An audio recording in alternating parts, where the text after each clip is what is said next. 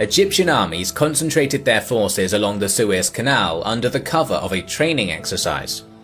The image of normalcy was also maintained in an attempt to deceive the IDF. Soldiers walked along the canal without wearing helmets, they continued to fish in the canal, and false criticisms of Egyptian-used Soviet equipment were planted in Cairo newspapers. Nevertheless, IDF observations still noticed unusual amounts of military activity in the area.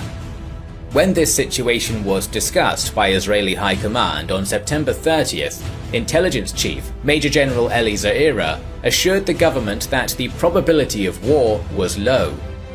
After details of the Egyptian offensive, known as Operation Badr, were received at 0400 hours on the morning of October 6th, preparations began for mobilization, but it was far too late.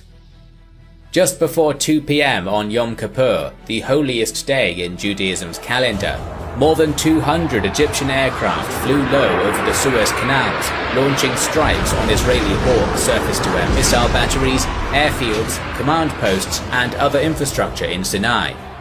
The attacks were successful, but Egypt lost 40 aircraft to air combat and ground fire.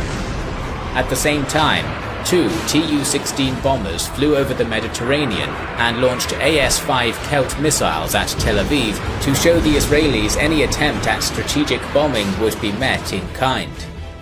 In Sinai, 14 more Tupolev bombers successfully attacked targets in the Sinai Desert.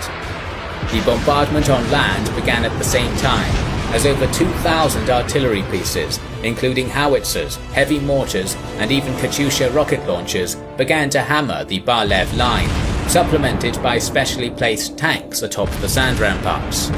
During the first minute of Operation Badr, it's estimated that around 10,500 shells hit the first line of Israeli defense.